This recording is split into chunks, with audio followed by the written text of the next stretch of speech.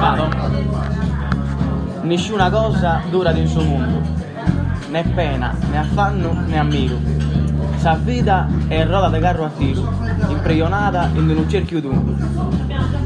Su raggio, chi pica da sopra a primo giro, ruota da sotto a giro secondo.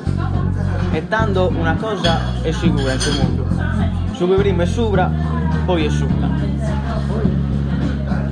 Siamo su Radio Giostra, una serata di laurea, è stato appena declamato un poema di Raimundo Evira del Villanova Monteleone.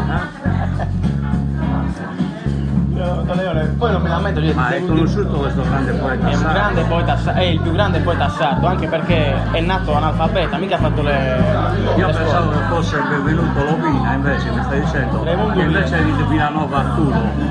Villanova Monteleone. Ecco invece di Villanova. Adesso mi sto mettendo il dubbio che sia di tutti i Figari, ma io mi ricordo che di Villanova Monteleone.